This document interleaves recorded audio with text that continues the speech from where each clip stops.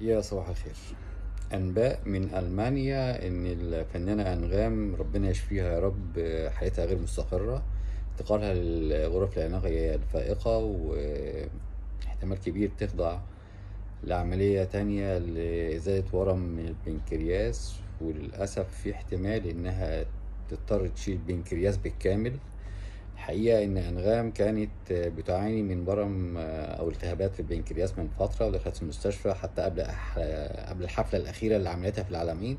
كانت في المستشفى قبلها بأسبوع، وبتعاني الحقيقة من التهابات في البنكرياس. والحقيقة إن التهابات البنكرياس شيء مؤلم جدا، وشيء يعني كتير صعب.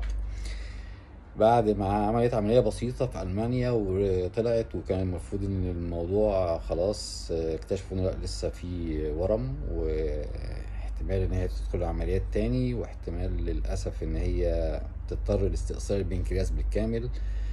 لذلك يعني الحقيقة كلنا لازم ندعي لأنغام، ربنا يشفيها يا رب، ويشفي كل مريض ويرجعها لنا بالسلامة.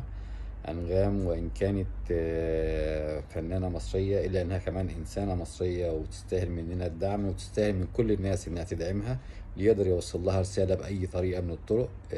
أنغام أختنا، وفي الآخر فنانة مصرية بتحمل اسم مصر، وأسعدت ناس كتير الحقيقة. فخلينا نحاول ندعمها وندعي لها، ربنا يشفيها ويشفي كل مريض ويرجعها لنا بالسلامة. ألف سلامة عليك يا أنغام، أشكركم.